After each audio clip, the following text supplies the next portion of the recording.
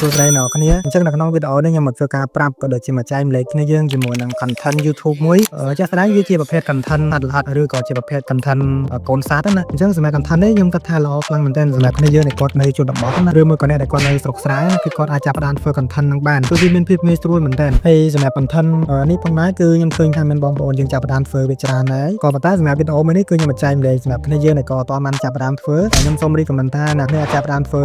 content នេះបានងាយស្រួលមែនទែនគឺយើងគ្រាន់តែចាប់សត្វល្អិតដូចជាកៅឬមួយក៏សត្វដូចជាមើមព្រៃអញ្ចឹងណាយកទៅវាជាប្រភេទសត្វល្អិតអញ្ចឹងតែគាត់នៅព្រៃឬមួយក៏នៅស្រុកខ្សែចំការអ្នកគ្នាប្រកាសជាមានហើយបាទសត្វល្អិតទាំងអស់ហ្នឹងអញ្ចឹងយើងធ្វើជាប្រភេទ content ផុសចូលទៅកាន់ YouTube ដើម្បីធ្វើការរកលុយអូខេអញ្ចឹងតើតើជាមួយនឹង content សត្វល្អិតហ្នឹងគឺបែបនេះអ្នកគ្នាឃើញនេះវាជាប្រភេទសត្វទាំងអស់ហ្នឹងហ្នឹងហើយក៏យើងថតជាវីដេអូទៅដើម្បី upload ចូលទៅកាន់ YouTube ហើយ content បែបហ្នឹងគឺផ្ទុះសាហាវមែនតើអ្នកគ្នាអាចមើលនេះហើយសម្រាប់ channel របស់គាត់នេះគឺជា channel ខ្មែរណាគឺគាត់ចាប់ផ្ដើមធ្វើ content ហ្នឹងអូខេអញ្ចឹងមិនចូលទៅដល់វីដេអូអ្នកគ្នាគាត់មកថ្មីណាកុំភ្លេចធ្វើការជួយចុច like ហើយ subscribe ដល់រូបសញ្ញាកណ្ដឹងខ្ញុំម្នាក់មួយផងដើម្បីទទួលបានវីដេអូថ្មីចេញពី channel របស់ខ្ញុំណាដែល channel ខ្ញុំនេះគឺខ្ញុំនឹងចែកម្លែកគ្នាយើងតទៅជាមួយនឹងការរកលុយតាមរយៈ YouTube គឺយើងមក upload ចូលទៅកាន់ channel ហ្នឹងអូខេអ្នកគ្នាអញ្ចឹងខ្ញុំនឹងធ្វើការបង្ហាញអ្នកគ្នាជាមួយនឹង channel YouTube មួយណាដែលគាត់បានធ្វើវីដេអូតទៅជាមួយនឹងការចាប់សត្វល្អិតហ្នឹងអញ្ចឹង channel គាត់មួយនេះគឺជា channel របស់ខ្មែរយើងណាគឺគាត់មានឈ្មោះថា Mr. កំសាន្តហើយ channel របស់គាត់នៅមានប្រកាសជាឃើញបាទណា subscriber របស់គាត់ក៏ច្រើនដែរបងគឺ 71k subscribe ហើយតទៅជាមួយនឹងវីដេអូរបស់គាត់គឺមាន400វីដេអូអូខេអញ្ចឹងយើងអាចចូលមកមើលតទៅជាមួយនឹង detail channel គាត់បន្ថែមទៅហ្នឹងហើយចានេះគឺ channel របស់គាត់ហ្នឹងហើយគាត់ធ្វើឆ្នាំ2023ហើយ view សរុបគឺមានប៉ុណ្ណឹងបាទគឺច្រើនមែនតើខ្ញុំនិយាយមែនគឺច្រើនខ្លាំងមែនតើសម្រាប់ view ប៉ុណ្ណឹងហើយនេះគឺជា view សរុបនៅក្នុង channel របស់គាត់ណាអូខេឥឡូវយើងកន្លែងមកមើលវីដេអូរបស់គាត់វិញបាទអញ្ចឹងនៅក្នុង channel របស់គាត់គឺគាត់ធ្វើដូចខ្ញុំបញ្ជាក់អញ្ចឹងគឺគាត់ធ្វើតទៅជាមួយនឹងវីដេអូចាប់សត្វល្អិតហើយអ្នកគ្នាខ្លះប្រកាសជាគាត់ឆ្ងល់ណាថាវីដេអូបែបហ្នឹងបើប្រទេសណាគាត់ទៅវីដេអូនេះគឺបើខ្មែរយើងទេហ្នឹងហើយគឺល្អខ្លាំងមែនតើហើយយើងអាចកន្លែងមើល view បានគឺ view នៅក្នុង channel របស់គាត់គឺច្រើនមែនតើអ្នកគ្នាអញ្ចឹងវីដេអូនេះបាទគឺបានរហូតដល់3លាន view វីដេអូនេះ2លាននេះ1លាន view ខ្ញុំទៅសិតតែលានរបស់គាត់ដែរណានេះ1លាន view 8k ហើយ view ប៉ុណ្ណឹងគឺខ្ញុំគិតថាល្អខ្លាំងហើយដោយសារតែវីដេអូបែបនេះជាប្រភេទវីដេអូដែលពួកឯបរទេសមើលណាអញ្ចឹងសម្រាប់ view ប៉ុណ្ណឹងអ្នកគ្នាប្រកាសជាដឹងហើយបាទចំនួនលុយគឺបានច្រើនមែនតើអូខេឥឡូវខ្ញុំនឹងធ្វើការ play វីដេអូឲ្យអ្នកគ្នាមើលមួយថាគាត់ធ្វើបែបម៉េចអញ្ចឹងណា To invest in real estate but don't អូខេអញ្ចឹងវីដេអូប៉ុនគាត់គឺចូលមកដល់គឺមានប្រជាកម្ម load ហ្នឹងហើយអូខេនេះគឺជាវីដេអូប៉ុនគាត់ទេហ្នឹងហើយគឺគាត់ធ្វើបែបហ្នឹងអូខេអ្នកគ្នាអញ្ចឹងខ្ញុំមកហ៊ានបើកសលេងហើយបញ្ចប់ copyright ហ្នឹងអញ្ចឹងខ្ញុំបាត់សលេងហ្នឹងហើយអូខេអ្នកគ្នាអញ្ចឹងវីដេអូប៉ុនអ្នកគ្នាប្រកាសจะឃើញបាទគឺគាត់ទៅចាប់សត្វនេះដូចជាមើមព្រៃហ្នឹងអញ្ចឹងវានៅក្នុងព្រៃវាហ្នឹងអញ្ចឹងយើងចូលទៅថតទៅហ្នឹងហើយនេះគេអ្នកគ្នាឃើញថតលក្ខណៈបែបហ្នឹងយើងចាប់ដាក់ចូលក្នុងធុងហ្នឹងអីចឹងទៅខ្ញុំគាត់ថាវាងាយស្រួលមែនតើសម្រាប់គ្នាយើងគាត់ចាប់ផ្ដើមធ្វើ YouTube ណាជាពិសេសគ្នាយើងគាត់នៅស្រុកស្រែនៅជនបទអញ្ចឹងអ្នកគ្នាអាចចាប់ផ្ដើមធ្វើ content បែបហ្នឹងបានគឺ the best content អ្នកគ្នាអូខេអ្នកគ្នាឃើញនេះគឺគាត់ថតលក្ខណៈបែបហ្នឹងណាអញ្ចឹងនេះយើងទៅព្រៃទៅអីទៅហើយយើងចាប់ផ្ដើមថតទៅហើយល្បិចមួយទៀតអ្នកគ្នាក៏អាចធ្វើបានដែរគឺបើសិនជាអ្នកគ្នាចង់ប្របាក់បេរ៉ូណាគឺអ្នកគ្នាចាប់ផ្ដើមចាប់វាឲ្យទុកម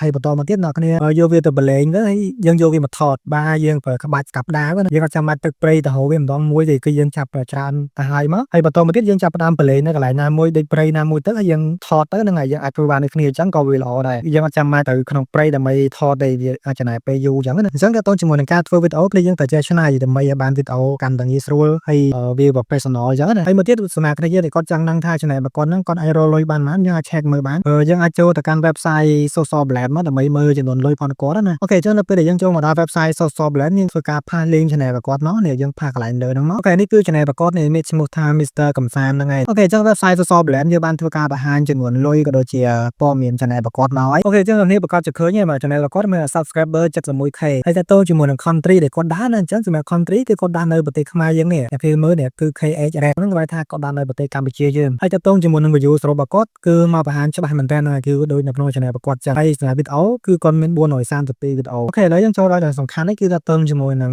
earning ឬក៏តើជាមួយនឹងលុយណាអញ្ចឹងសម្រាប់ channel របស់គាត់នេះគឺគាត់រកចំណូលបានច្រើនគួរសមដែរអញ្ចឹងរយៈពេលមួយខែគឺយើងគ្រាន់តែថតវីដេអូសัตว์បែបហ្នឹងទេក៏អាចរកចំណូលបានច្រើនដែរអញ្ចឹងមួយខែគឺរកបានចន្លោះពី$485រហូតដល់$7,800អញ្ចឹងអ្នកនេះឃើញបាទគឺ400ដល់ទៅ 7k អញ្ចឹងគេដាក់ថា monthly estimate earning អញ្ចឹងហ្នឹងគេគិតរយៈពេលប្រចាំខែណាអញ្ចឹងរយៈពេលមួយខែគាត់រកតែ subscriber បាន 5k ដែរអញ្ចឹងវាគួរសមដែរអញ្ចឹងណាហើយនេះតើតជាមួយនឹងចំនួនលុយសរុបអញ្ចឹងរយៈពេលមួយឆ្នាំគាត់រកបានចន្លោះពី5,000រហូតដល់$80,000ចន្លោះពី 5k រហូតដល់ 80k អញ្ចឹងចំណូលគួរសមមែនទែនអ្នកគ្នាគឺយើងគ្រាន់តែនៅផ្ទះយើងនៅផ្ទះហើយយើងក៏ជាតិពេលមួយផ្លែតហ្នឹងដើម្បីថតវីដេអូហើយ upload ចូលទៅកាន់ YouTube គឺយើងអាចរកចំណូលបានច្រើនគួរសមអ្នកគ្នា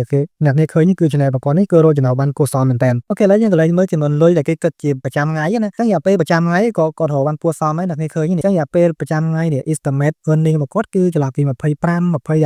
$41ទៅចំណូលនេះគឺល្អមែនតើអ្នកគ្នាយើងអាចចាប់បានធ្វើវាបានហើយរយៈពេលប្រចាំថ្ងៃចំណូលប៉ុណ្នេះគឺគួរសមហើយគឺយើងគ្រាន់តែផ្ទះថតវីដេអូក៏យើងអាចរកចំណូលបានទៀងទាត់ដែរអូខេមួយទៀតតើតើជាមួយនឹងការកាត់ thumbnail របស់គាត់អញ្ចឹងសម្រាប់គ្នាយើងដែលគាត់ចង់ចាប់បានធ្វើ content បែបហ្នឹងខ្ញុំមានវិធីសាស្ត្រដើម្បីធ្វើការកាត់ thumbnail ឲ្យបានស្អាតណាឬមកក៏មានវិធីសាស្ត្រតិចតួចដើម្បីធ្វើការកែច្នៃ thumbnail របស់យើងហ្នឹងឲ្យវាមានភាពទាក់ទាញហើយម្យ៉ាងមួយទៀតយើងអាចចាប់ផ្ដើមយក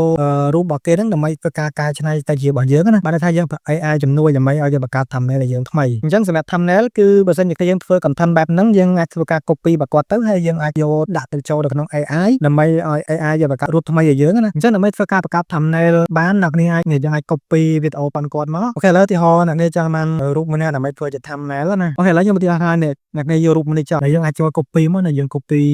link វីដេអូហ្នឹងមកអូខេយើង copy link មកគាត់មកបន្តមកទៀតអ្នកនាងធ្វើការ download thumbnail ហ្នឹងសិនយើងវាយពាក្យថា thumbnail download អញ្ចឹងអ្នកនាងធ្វើការ pass link នេះយើង pass link កន្លែងហ្នឹងមកដើម្បី download ណាចេះទៅលើពាក្យថា get thumbnail image នេះមកអញ្ចឹងវានឹងធ្វើការបង្ហាញរូបមកគាត់ហ្នឹងមកហើយអញ្ចឹងយើងទៅការ download យើងចេះទៅលើពាក្យថា download SD thumbnail image អញ្ចឹងនៅពេលដែលយើង download thumbnail ហើយយើងចូលទៅកាន់ website AI មួយដែល website AI ហ្នឹងវាមានឈ្មោះថា Wish ហ្នឹងហើយយើងចូល website Wish AI ណាអញ្ចឹងយើងចូលទៅកាន់ website ហ្នឹងមកអញ្ចឹងនៅពេលដែលយើងចូលមកដល់ website AI ហ្នឹងយើងអាចធ្វើការបង្កើត thumbnail ថ្មីហើយអញ្ចឹងដើម្បីធ្វើការបង្កើត thumbnail បានយើងចូលកន្លែងនេះគេថា subject នេះយើងធ្វើការ add រូប thumbnail របស់យើង download មកហ្នឹងមកអូខេអញ្ចឹងនៅពេលដែលយើងធ្វើការដាក់រូប thumbnail ហ្នឹងហើយយើងចេះទៅលើនេះយើងចុចសញ្ញាព្រួយហ្នឹងមកដើម្បីឲ្យវាបង្កើតថ្មីឲ្យយើងណាអូខេយើងចុចកន្លែងសញ្ញាព្រួយហ្នឹងមកឬមួយក៏អ្នកគ្នាអាចធ្វើការសរសេរប្របន្ថែមបានយើងសរសេរកន្លែងហ្នឹងយើងចង់ឲ្យវាបង្កើតបែបណាបន្ថែមណាយើងអាចសរសេរ add បន្ថែមមកយើងអាចចង់ឲ្យវា add រូបអីផ្សេងហ្នឹងដូចជាបន្ថែមរូបបន្ថែមអីផ្សេងយើងអាចធ្វើការដាក់បញ្ចូលបានអញ្ចឹងខ្ញុំមកធ្វើការ add ទេហ្នឹងហើយយើងឲ្យវាបង្កើតថ្មីបានយើងចុចទៅលើពាក្យថាចុចសញ្ញាព្រួយហ្នឹងមកអូខេអ្នកនេះអញ្ចឹងអ្នកនេះឃើញនេះគឺវាបង្កើតឲ្យយើងណាគឺ add មែនតើហ្នឹងហើយវាជាប្រភេទរូបថ្មីណាវាមិនយើងយកបកគេមកទេយើងក៏ឲ្យវាបង្កើតសារថ្មីឲ្យយើងអញ្ចឹងអ្នកនេះពេញចិត្តរូបមួយណាអ្នកនេះដោនរូបមួយហ្នឹងមកដើម្បីយកទៅដាក់ thumbnail វីដេអូផងយើងណាឬមួយក៏អ្នកនេះចង់បង្កើតថ្មីបន្ថែមយើងអាចធ្វើការបង្កើតបន្តទៀតបានហើយបើសិនជាអ្នកចង់ add បន្ថែមយើងសរសេរអក្សរកន្លែងហ្នឹងមកចង់បន្ថែមរូបអូខេយើងបន្ថែមរូបតកៅបន្ថែមរូបខ្យងឲ្យធំអីចឹងឧទាហរណ៍ណាយើងអាចតែសេប្រោបន្ថែមទៅវាបង្កើតឲ្យយើងមកគឺអែមមែនតើសម្រាប់ website AI ហ្នឹងគឺបង្កើតមកគឺស្អាតមែនតើអូខេអ្នកគ្នាអញ្ចឹងសម្រាប់វីដេអូមួយហ្នឹងគឺមានតែប៉ុណ្្នឹងហើយបាទអញ្ចឹងយើងអាចចាប់ផ្ដើមធ្វើ content ហ្នឹងទៅគឺវាងាយស្រួលទេជាពិសេសគ្នាយើងដែលគាត់នៅស្រុកខ្សែណាឬមួយក៏នៅជនបទហ្នឹងអ្នកគ្នាអាចធ្វើការចាប់តកៅចាប់អីមកយើងយកវាមកថតចូលទៅកាន់ YouTube មកយើងអាចធ្វើការរកចំណូលបានចេញពី YouTube ហើយរកបានច្រើនទៀតដូចអ្នកគ្នាឃើញនៅក្នុង channel របស់គាត់អញ្ចឹងអូខេអញ្ចឹងវីដេអូហ្នឹងគឺមានតែប៉ុណ្្នឹងអូខេបើសិនជាយើងមានចង្អល់ហើយអ្នកគ្នាអាចធ្វើការ join channel Telegram ខ្ញុំមកក្រោមមកហើយ join group ទៅអ្នកគ្នាអាចធ្វើការសួរនឹង group នឹងបានអូខេអ្នកគ្នាអញ្ចឹងវីដេអូនេះមានប៉ុណ្្នឹងហើយបាទបាយបាយអ្នកគ្នាជួបគ្នាវីដេអូក្រោយទៀត